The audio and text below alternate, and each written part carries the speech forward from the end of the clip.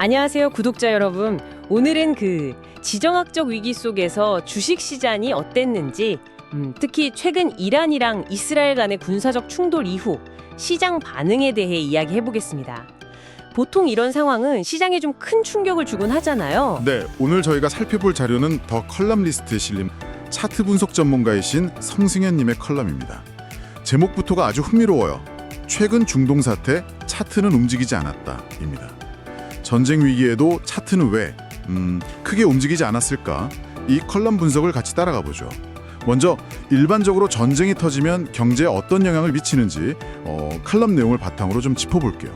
아시다시피 유가나 원자재 가격 같은 비용이 오르고 물류 공급망에도 좀 문제가 생기기 쉽죠.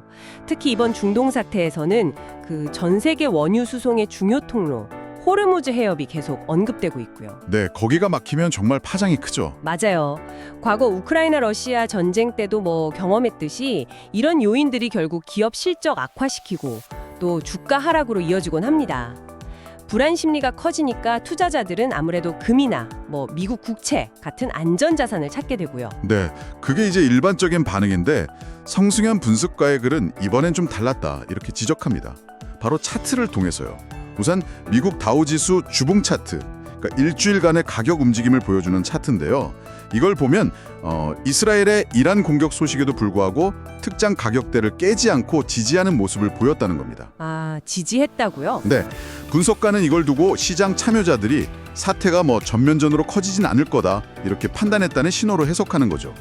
정말 큰 위기로 봤다면 주가가 크게 하락하는 그런 긴 음봉, 소위 장대 음봉 같은 게 나타나면서 중요 지지선 아래로 밀렸어야 한다는 거고요. 그럼 투자자들의 불안 심리를 보여주는 다른 지표 같은 건 없었나요? 네, 좋은 지적이신데요. 그래서 컬럼은 공포지수라고 불리는 빅스 지수도 같이 살펴봅니다. 보통 시장 불안감이 커지면 이 지수가 급등하는데 제시된 빅스 선물지수 주봉 차트를 보면요, 오히려 하락세를 보였다는 겁니다. 오히려요? 하락을? 네, 심지어 지난 4월에 트럼프 관세 이슈 때보다도 더 낮은 수준이었다고 하니까 시장이 이번 사태를 예상보다 훨씬 좀 차분하게 받아들였다 이렇게 볼 수 있는 증거죠. 미국 시장이 그랬다면 지정학적 리스크에 더 민감하게 반응할 수 있는 우리 한국 시장은 어땠을지 궁금한데요. 네, 그 점도 이 글에서 아주 흥미롭게 다루고 있습니다. 한국 코스피 주봉 차트는요, 그야말로 불기둥을 쏘아올렸다 이렇게 표현될 만큼 급등세를 보였다는 겁니다. 중동 리스크라는 악재가 있었는데도요? 네, 그럼에도 불구하고요, 이런 상승세는 사실 외국인 투자 자금 없이는 설명하기가 좀 어렵습니다. 그래서 분석가는 글로벌 투자자들이 중동 사태의 확전 가능성을 일단 낮게 본 것, 이거랑 더불어서 당시 한국의 정권 교체 이후 경제 상황에 대한 어떤 기대감, 이런 게 좀 복합적으로 작용한 결과일 수 있다 이렇게 풀이합니다. 아, 그렇군요. 그럼 이 칼럼의 핵심을 정리해보자면 단순히 지정학적 사건이 발생했냐 아니냐 이것보다는 시장 참여자들이 그 사건의 확전 가능성, 이걸 어떻게 평가하는지가 주가에 더 큰 영향을 미친다. 그리고 때로는 다른 강력한 어떤 기대 요인이 있다면 이런 외부 충격도 좀 상쇄될 수 있다. 이런 거네요. 정확합니다. 시장이라는 게 그렇게 단순하지 않다는 걸 보여주는 좋은 사례죠. 하지만 분석가는 동시에 경계심을 늦추면 안 된다고 조언합니다. 아직 사태가 완전히 끝난 게 아니고 특히 네타냐후 이스라엘 총리라는 변수가 아직 남아있기 때문에 섣부른 낙관은 위험하다는 지적이죠. 그래서 앞으로 시장 방향을 좀 가늠해 볼 수 있는 중요한 기준점 같은 것도 제시하고 있죠. 네, 그렇습니다.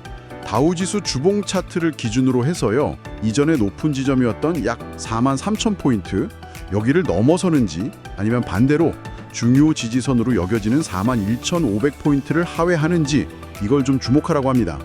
전자를 돌파하면 상승 추세가 이어질 가능성이 좀 더 높다고 볼 수 있고, 후자를 하회하면 시장이 다시 좀 불안정해질 수 있다는 신호로 해석할 수 있겠습니다. 네, 오늘은 성승현 칼럼니스트의 글을 통해서 지정학적 위기에도 불구하고 예상외로 좀 차분했던 주식시장의 반응, 그리고 그 이면에 숨겨진 시장 심리를 차트 분석을 통해 들여다봤습니다. 네, 눈에 보이는 어떤 사건 이면에 다양한 기대와 해석이 이렇게 얽혀서 시장을 움직인다는 점을 잘 보여주는 분석이었습니다.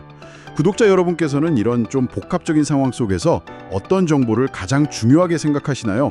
한번 잠시 고민해 보시는 것도 의미 있을 것 같습니다. 오늘 이야기를 나눈 칼럼의 원문은 더 칼럼니스트 홈페이지를 방문하시면 보실 수 있습니다.